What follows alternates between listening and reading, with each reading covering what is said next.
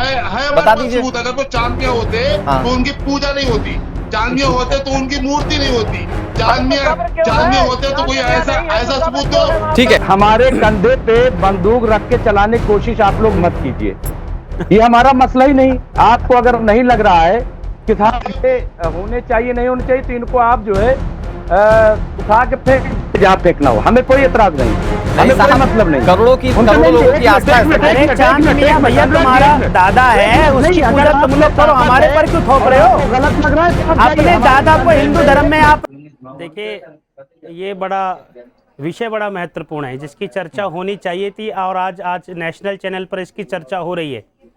पहले तो मैं अतीकुर रहमान साहब को एक जवाब दे दूं। आपने कहा था कि आप किसी की बात नहीं मानेंगे, तो हिंदू धर्म ग्रंथों में और हिंदुओं की आस्था तो मक्केश्वर महादेव का मंदिर जो है, जो सऊदी अरब में मक्का में, हम उसको शिव भगवान भी मानते हैं। आपकी आस्था कितनी है ये बात बाद में करेंगे, लेकिन अगर साईं बाबा की हम लोग बात करते हैं, भारत में रहने वाले करोड़ों करोड़ों लोगों की आस्था का कोई केंद्र हो सकता है, लेकिन अपने धर्म ग्रंथों में, अपने शास्त्रों में किसी भी प्रकार से साईं बाबा के बारे में किसी भी प्रकार की चर्चा नहीं है, ना उनका जिक्र किया गया है। इसलिए जब हमारे शास्त्रों में साईं बाबा की बात है ही नहीं, तो वहां पूजने का, अपनी श्रद्धा रखने का कोई कारण हो नहीं सकता। हाँ, इतना मैं जरूर आपके चैनल पर स्पष्ट करना चाहूंगा कि 1858 के अंदर साईं बाबा आए, और 1858 के अंदर ही भारत एक गुलाम था। वह मुगलों का भी गुलाम था और अंग्रेजों का भी गुलाम था, और भारत के विरुद्ध एक बहुत बड़ा षड्यंत्र चल रहा था। उस षड्यंत्र के तहत भारत के धर्म के विरुद्ध कार्रवाई तभी से प्रारंभ हुई थी। अच्छा, नहीं, लेकिन योगी उमेश पुरी जी, यहाँ पर कुछ लोग ये भी कहते हैं कि वो मुस्लिम है, इसलिए हिंदू भगवानों के समकक्ष नहीं बैठ सकते हैं। तो क्या सिर्फ चांद मियां हो सकते हैं साईं बाबा, इसलिए पूजा नहीं करनी चाहिए? ये बिल्कुल ठीक बात है कि नाम तो उनका चांद मियां भैया। हाँ। अब नाम चांद मियां है, मुसलमान समाज के हैं, तो हिंदू धर्म से तो कोई वास्ता नहीं होना चाहिए। हाँ। ये बड़े दुर्भाग्य की बात है, अगर वो चांद मियां है तो हिंदू मंदिर में क्यों पूज रहे हैं भैया? लेकिन क्या मुस्लिम धर्म में कोई महात्मा नहीं हो सकता? भैया देखिए महाराज जी, उनकी पूजा पद्धति अलग है, उनकी कुरान उनको कुछ सिखाती है, हमारे धर्म ग्रंथ कुछ सिखाते हैं। तो हर चीज के साथ हम ही कॉम्प्रोमाइज करने के लिए थोड़ी बैठे हैं। चांद मियां का भारतीय सनातन संस्कृति सभ्यता से कोई संबंध नहीं है। उमेश पुरी जी, वो जो लोग जो पूजा कर रहे हैं, वो जो लोग जो मन्नतें मांग रहे हैं और मन्नतें पूरी होने के बाद लाखों करोड़ों का चढ़ावा चढ़ा दे रहे हैं, आचार्य विक्रमादित्य जी, मुझे बहुत जल्दी से बताइए, वो उन लोगों का क्या, जिन लोगों की आस्था बढ़ती जा रही है? अभी 6 करोड़ अनुयायी हो गए हैं साईं बाबा के। देखिए, आस्था तो किसी में हो सकती है, आस्था को कैसे हम ठुकरा सकते हैं? हाँ। लेकिन जो पद्धति है, पद्धति रहेगी। अगर आप मुझे बताएं कि देश की आस्था अमेरिका में हो जाए भारतीय की, तो आप उसको रोक नहीं सकते। भैया जाए, कहेंगे जा भैया अमेरिका में रहे, लेकिन यहाँ तो अमेरिका का झंडा नहीं फहरा सकते ना। अब सामने वाले बैठे लोग हैं, उनकी आस्था पाकिस्तान में हो सकती है, तो पाकिस्तान में जाके झंडा फहराएं। लेकिन विक्रमादित्य जी, जो लोग आस्था रखते हैं वो कह रहे हैं कि अगर इसी तरह से सब स्वतंत्र हैं, तो मूर्तियां हटाने का अधिकार आपको क्या है? जो हमारा सनातन मंदिर है, अगर सनातन धर्म मंदिर उसने रजिस्टर करा रखा है, तो सनातन को सत्य करना, सनातन को उसको दिखाना किसका? धर्म गुरुओं का अधिकार है। हम धर्म गुरु है वास्तविक तौर पे, हम बताने का पास कर रहे हैं। मुझे बताइए, यहाँ पे मौलाना साहब मस्जिद के अंदर किसी दरगाह को बनाने देंगे? किसी मस्जिद के अंदर दरगाह को बनाने देंगे क्या?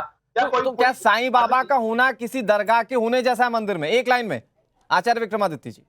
बिल्कुल, दरगाह बन जाएगी, क्या बनेगा? ठीक है, अजहरी साहब बहुत देर से कुछ कहना चाह रहे हैं। अजहरी साहब, लेकिन उस कॉन्स्पिरेसी थ्योरी की जो शक की सुई है, आधा सेकंड, हाँ please Vikramaditya ji conclude please. शव की आराधना नहीं की जाती। अगर शव वहां पर है तो उसको हाथ लगाने के बाद नहाना पड़ता है। यहाँ क्या कर रहे हैं? शव के पास जाके खा रहे, पी रहे, क्या कर रहे हैं? प्रसाद ले रहे हैं। ठीक है, अपवित्र है भाई, पद्धति के विरुद्ध है। ठीक है, लेकिन जो समर्थन करते हैं विक्रमादित्य जी, वो ये भी कहते हैं कि जो ट्रस्ट चल रहा है उससे कई गरीबों का पेट भी भर रहा है। खैर, मैं उस पर बात करूंगा, लेकिन अजहरी साहब जो कॉन्स्पिरेसी की शक की थ्योरी है, उसमें जो शक की सुई है वो एक बार आपकी तरफ भी घूम जाती है कि ये मार्केटिंग स्ट्रेटेजी थी, जो किसी एक व्यक्ति को भगवान के स्वरूप में बैठा दिया गया और ये सनातन को खत्म करने की कोशिश भी बता दी। दरअसल जो समझ में नहीं आया उसको मुसलमानों के ऊपर थोप देने की आदत है ना। आचार्य हैं और बहुत सारे बाबा हैं, इन लोगों को अधिकार है कि ये किसी भी धर्म के खिलाफ बोले, किसी भी आस्था के खिलाफ बोले। इनसे कोई भी कुछ भी कहने वाला नहीं है। हमें सुन ले, हम आपके बीच में नहीं बोल रहे थे साहब, आचार्य जी आप पढ़े लिखे व्यक्ति हैं, आप जो है ऐसे नहीं होगा भाई, आप इसलिए मानते हैं, ऐसे होगा ही नहीं। आप अकेले ही बोलना चाहते तो बोलिए। बाजार वाले लोग थे इस देश को। अनुराग जी ऐसे ठीक नहीं है होगा। विक्रमादित्य जी मुझे लगता है अजहरी साहब को सुन लेना चाहिए। इन बाजारों से हुई हुई है। ठीक है ओके आपकी बातें हो गई विक्रमादित्य जी। ठीक है विक्रमादित्य जी मुझे मजबूरन आवाज को कम करवाना पड़ेगा। ठीक है फर्स्ट रिएक्शन दे रहे हैं अजहरी साहब, रिएक्शन प्लीज मुझे आप प्लीज कंप्लीट। अजहरी साहब आपने इन लोगों को वक्त दिया, मुझे भी टाइम दे बोलने नहीं का। अजहरी साहब आप ही का वक्त है, डिबेट में हो जाता है ना, सभी अपने पक्ष रखना चाहते हैं, आपकी बात से कोई असहमत होता है कभी कभी बोल देता है। मैं ये हाँ अनुराग भाई मेरी बात ये है, जैसे कहा कि कब्रें हैं इनकी, हमारे यहाँ कब्रों की पूजा नहीं होती। निजामुद्दीन औलिया की दरगाह का नाम भी लिया गया यहाँ पे। निजामुद्दीन औलिया की दरगाह हो या गरीब नवाज की दरगाह हो, लोग वहां जाते हैं, फातिहा पढ़ने के लिए जाते हैं। वहां भी अगर मांगते हैं तो अल्लाह से मांगते हैं। हमारे यहाँ जो पहला कलमा है ला इलाहा इल्लल्लाह मुहम्मद रसूलुल्लाह, वो इस्लाम की शर्त है। अगर सुन ले भाई, पूरी बात हो ले, मैं आपके बीच में नहीं बोला।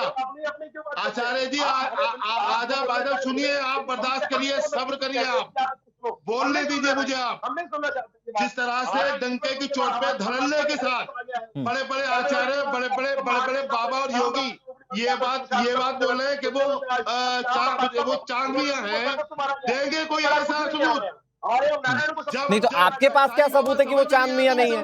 अजहरी साहब आपके पास कोई सबूत है वो चांद मियां नहीं है?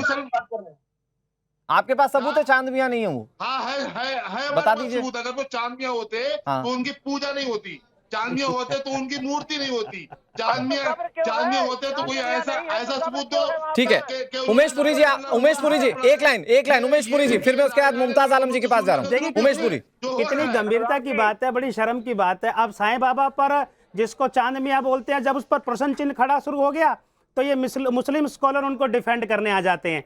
तो इनसे ही पता लगता है कि एक बहुत बड़ी कॉन्स्पिरेसी के पीछे यही तो लोग हैं।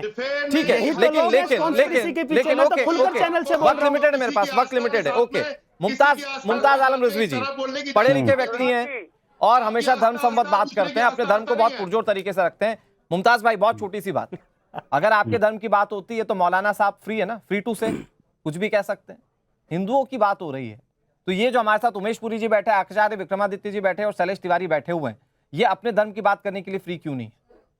मुसलमानों नहीं बिल्कुल नहीं आपके धर्म के बारे में कोई नहीं बोलेगा। बिल्कुल अजहरी साहब आपकी बात सही है, आपके धर्म के बारे में कोई कुछ नहीं बोलेगा, लेकिन वो अपने धर्म के बारे में बोल सकते हैं। मुमताज आलम जी एक मिनट सर से मुमताज आलम भैया डर लगता है। पहली बात तो अनुराग जी मैं ये कह दूं कि हमारे कंधे पे बंदूक रख के चलाने की कोशिश आप लोग मत कीजिए, ये हमारा मसला ही नहीं। आपको अगर नहीं लग रहा है कि होने चाहिए नहीं होने चाहिए तो इनको आप जो है उठा के फेंक जहाँ फेंकना हो, हमें कोई एतराज नहीं है, हमें कोई मतलब नहीं। करोड़ों लोगों की आस्था है। अरे चांद मियां भैया तुम्हारा दादा है, उसकी पूजा तुम लोग करो, हमारे पर क्यों थोप रहे हो? गलत लग रहा है तो अपने दादा को हिंदू धर्म में आपने क्यों थोप दिया? आपके बीच बोलने नहीं यार, चांद मियां तो आप लोगों के दादा है ना, कॉन्स्पिरेसी थ्योरी है।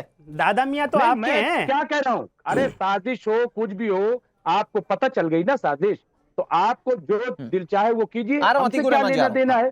आप बेगाने की शादी में अब्दुल्ला दीवाना हमें क्यों बना रहे हो? नंबर एक बात। नंबर दो, आप कह रहे हो चांद मियां, तो चांद मियां अगर है तो आप ही तो कहते हो कि सारा हिंदुस्तान जो है, हिंदुस्तान का मुसलमान हिंदू है।